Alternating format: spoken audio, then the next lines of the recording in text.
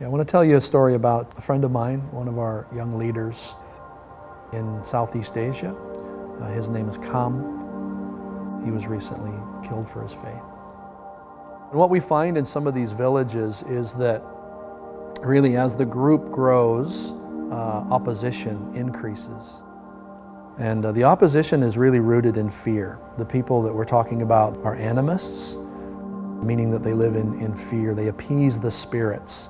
So what happens a lot of times in these villages is when people start to turn to Christ, they stop appeasing the spirits. And so then the leaders of the village, oftentimes it's the spiritual leaders, the shamans of the village, will start to get frightened that there are going to be consequences to these people turning away from the spirits. And that's what happened in Kam's village.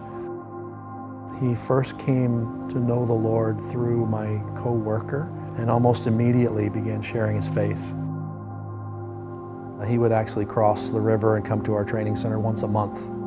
But every time he came, he would have stories of how God was using him. And he loved to pray for people, loved to pray for sick people, and saw people healed. He loved to go in and share the gospel. So you could just see that his heart was for winning people to Christ, his people to Christ. So he began a church in his home village and eventually outgrew the house that they were meeting in, so they had to build an actual church building. They began to construct this church building, and they had a roof on it, a grass roof on the building. And then one day he came back from somewhere to the village, and there were some policemen there, and they were taking the roof off of the church.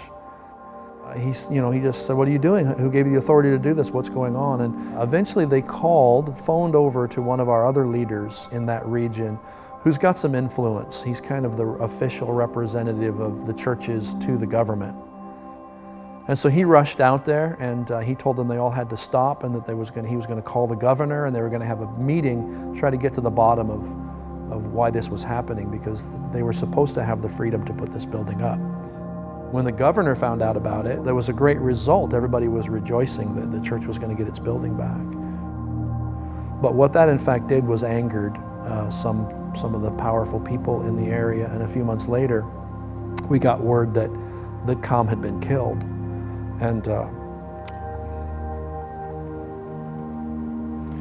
when we first heard about it, there was, really hard to get the facts, to get any details. So we had just heard that he'd been found and that he'd been shot. As more of the details came out, it became apparent that he was in fact murdered. He's a family man, he's a farmer. Wife and 5 children from ages 12 on down to something like 3. Kam's wife made the statement to our co-worker that she's determined to carry on her husband's work. She wants to be trained through our Bible training program so that she can carry on his ministry. This is an example of what it means in some places in the world to be a follower of Jesus, to live on mission. เตรียมดอดวันเกิดเยซูผู้เมื่อพระเจ้าอำอันสุขเศร้าพระเจ้ารักอิสราเอลขอบคุณพระเจ้า